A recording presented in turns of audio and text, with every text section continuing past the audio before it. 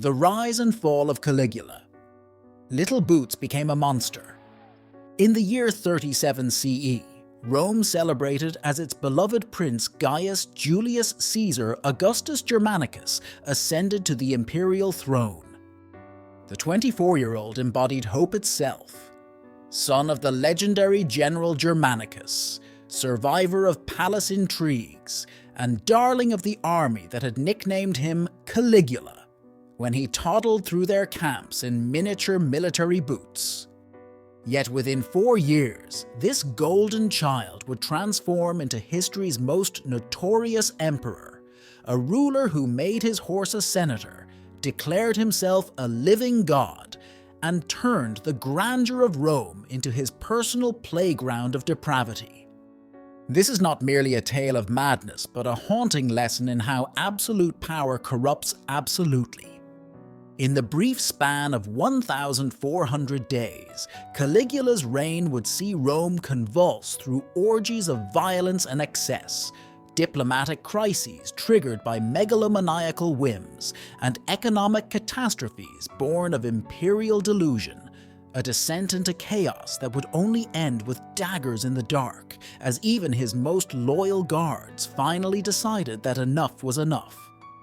The story of how an empire's most promising heir became its most reviled tyrant reveals timeless truths about power, human nature, and the fragile foundations of civilization itself. The rise of Caligula, from survivor to tyrant. Death stalked young Gaius from his earliest days.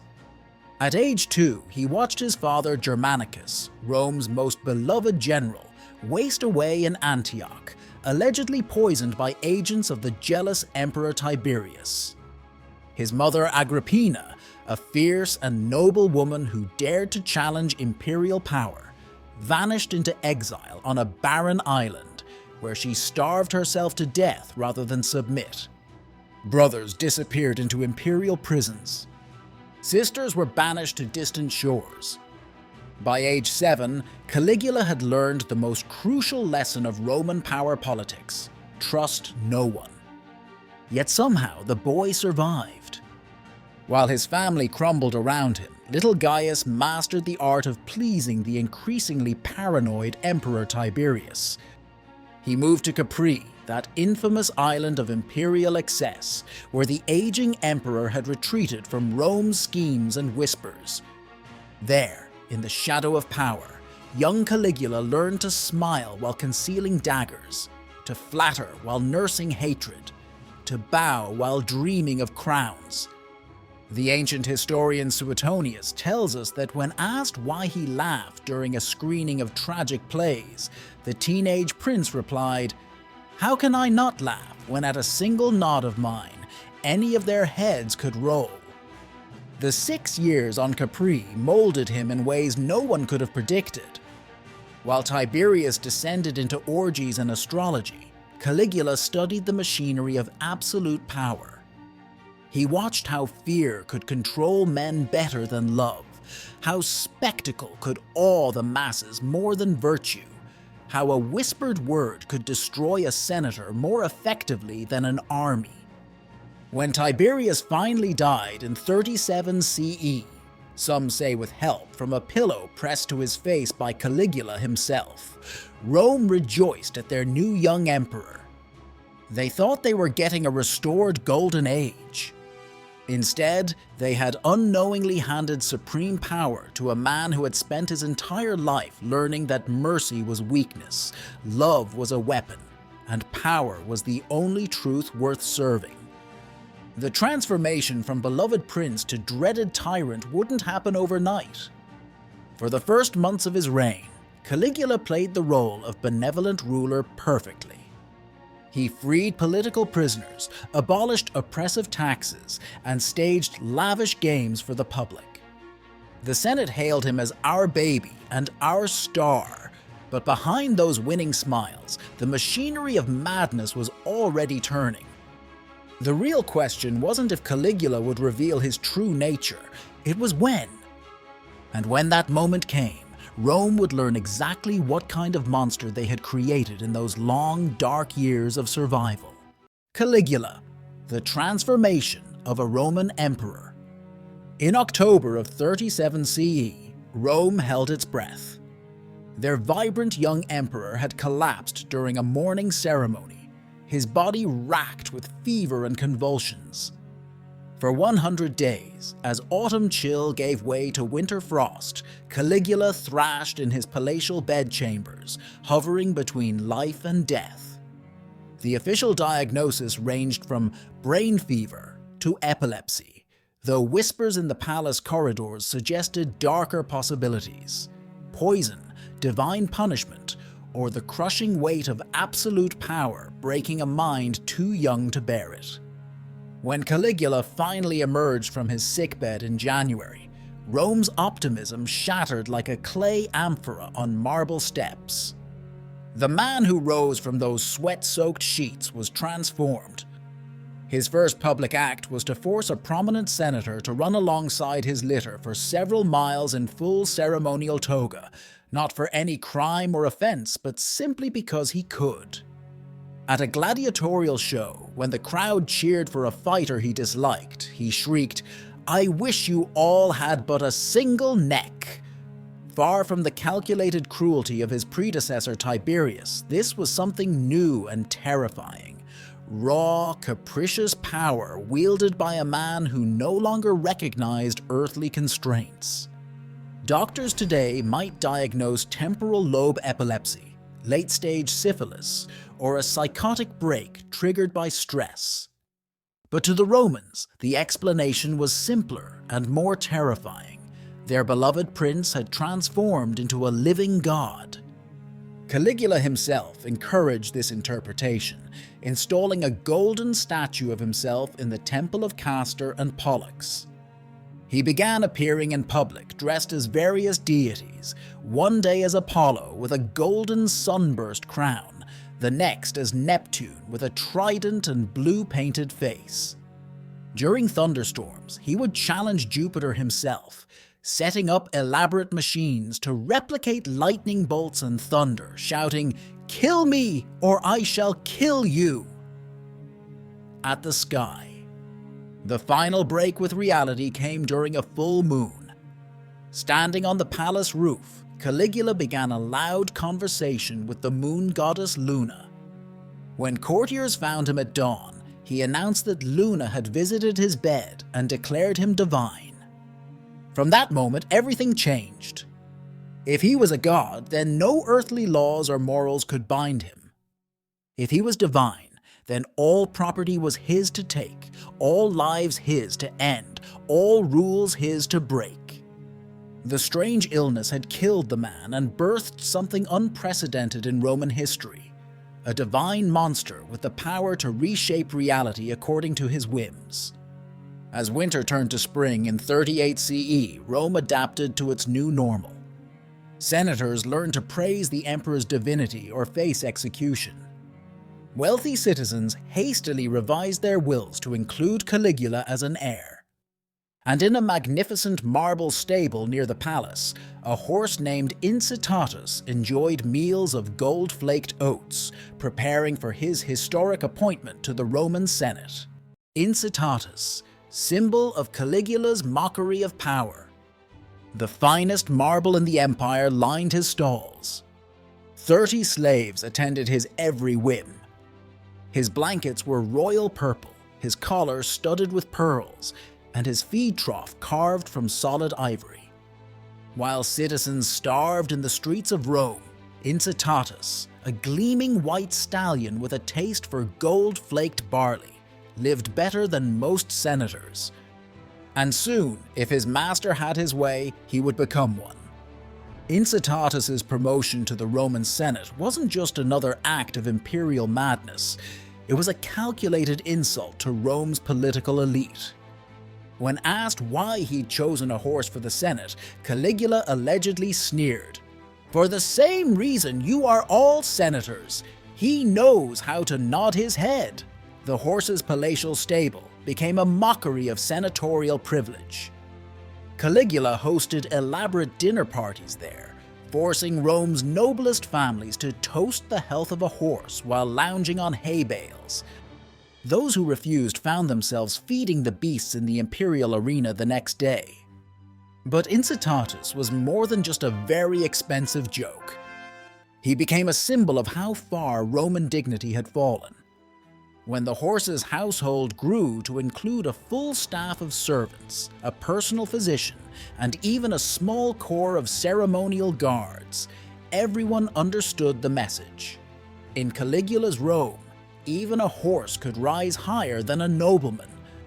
The emperor appointed his equine friend to the priesthood of his own imperial cult, complete with the right to own property and make financial offerings.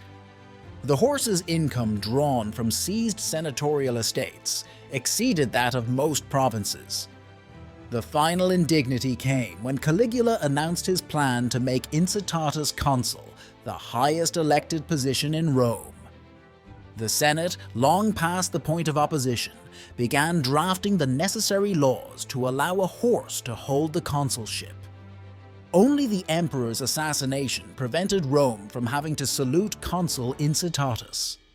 Even after Caligula's death, the horse lived on in pampered retirement, a living reminder of how completely one man's madness had reshaped the boundaries of power.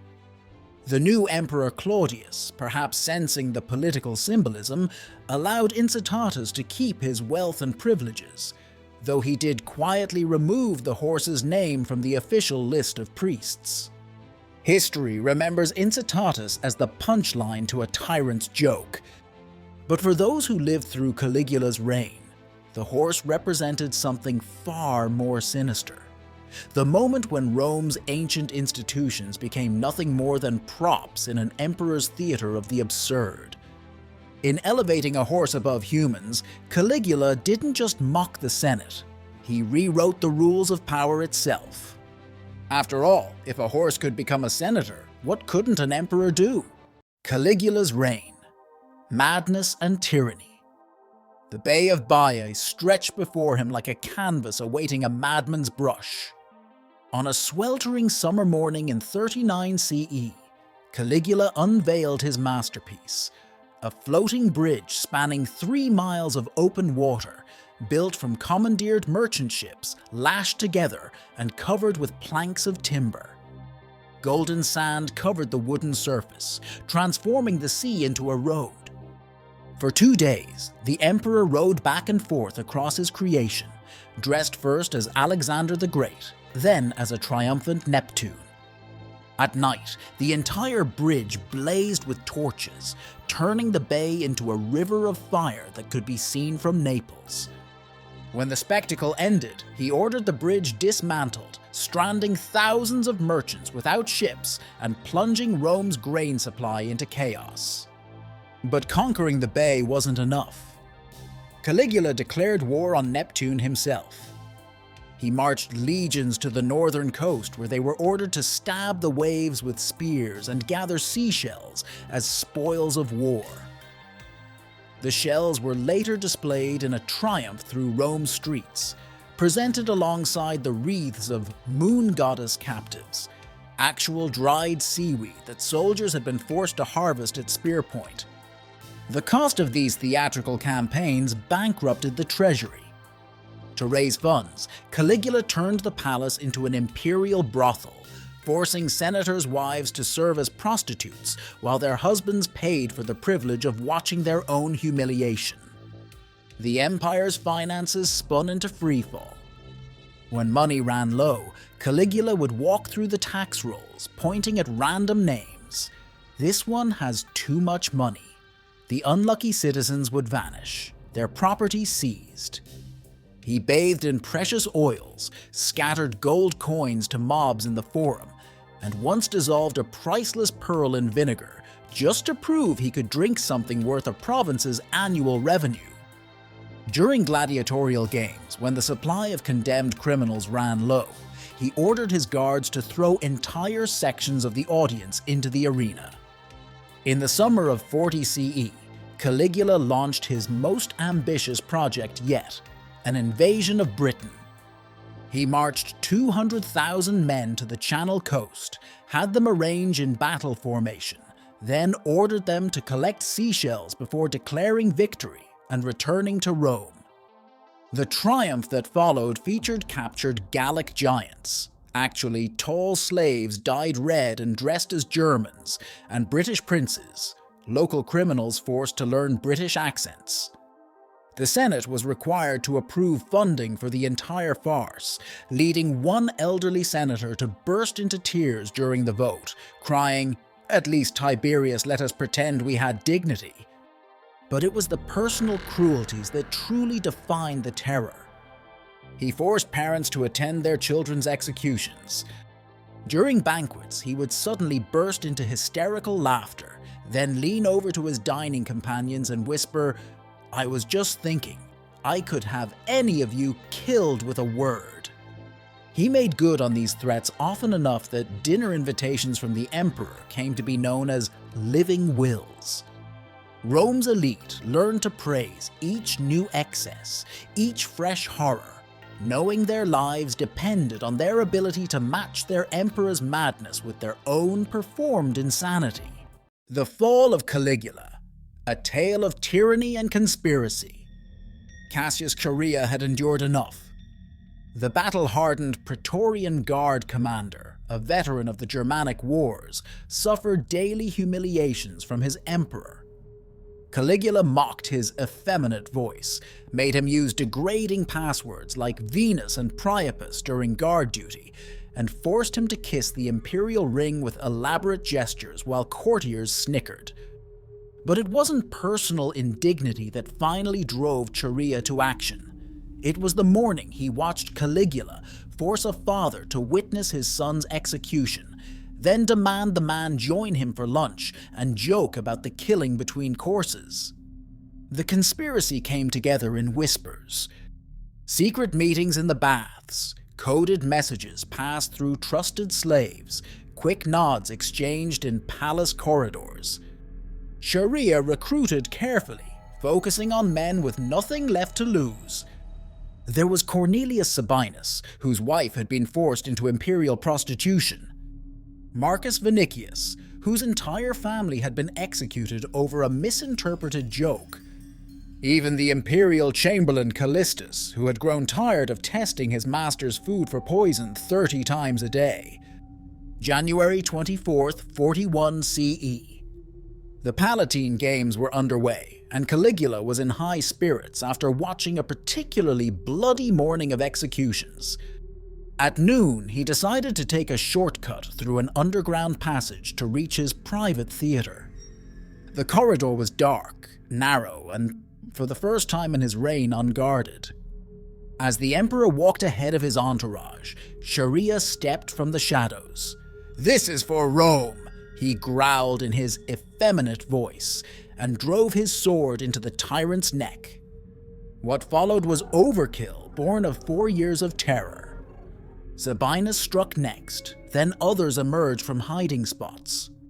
The conspirators stabbed Caligula 30 times, each man desperate to prove his part in the tyrannicide. Yet even as the emperor lay dying, his final words captured the essence of his reign. Looking up at his killers, all men he had tormented for years, he gasped, "I still live." It took one last thrust from Chaerea to finally prove him wrong. But assassinating a living god wasn't enough.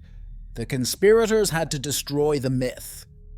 They killed his wife Caesonia and dashed his infant daughter's head against a wall, eliminating any divine bloodline. His statues were toppled, his name chiseled from monuments, his golden house stripped bare. The Senate briefly debated restoring the Republic, until they discovered Caligula's uncle Claudius hiding behind a palace curtain and hastily proclaimed him emperor instead.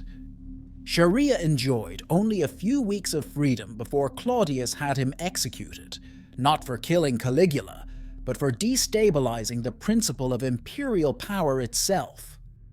Caligula's body lay exposed in the palace courtyard for hours before anyone dared move it. A few loyal German guards eventually cremated it in a hasty ceremony. As the flames consumed the self-proclaimed god, witnesses reported seeing the winter sky turn an ominous red. But it wasn't divine anger, just a typical Roman sunset, marking the end of an era that had tested the very limits of human madness and power. The legacy of Caligula's reign. History is written by survivors, and those who survived Caligula made sure his legacy would terrify generations to come. His brief reign fundamentally rewrote what Romans believed possible. Before him, they had endured bad emperors, cruel emperors, even mad emperors, but never one who so completely shattered every boundary of power, sanity, and human decency. He proved that a single man's delusions, backed by absolute authority, could bend reality itself. The Romans who lived through his reign had seen a horse nearly made consul, the sea itself declared defeated in war, and a living man transform himself into a god through sheer force of insanity. But Caligula's most lasting impact wasn't the spectacular madness, it was the quiet death of Roman political idealism. After him, no one could pretend the Principate was anything but naked autocracy. Subsequent emperors might be good or bad, sane or mad, but the fundamental truth remained. Rome was now a place where one man's whims could reshape the world. Claudius, Nero, and every emperor who followed ruled a population that had learned the hard way that resistance was futile and dignity was optional. The great Roman historian Tacitus would later write that Caligula proved what total power combined with total madness could achieve. 2,000 years later, his name remains shorthand for the ultimate cautionary tale about power's ability to corrupt absolutely and how quickly a civilization can adapt to accept the unacceptable as normal.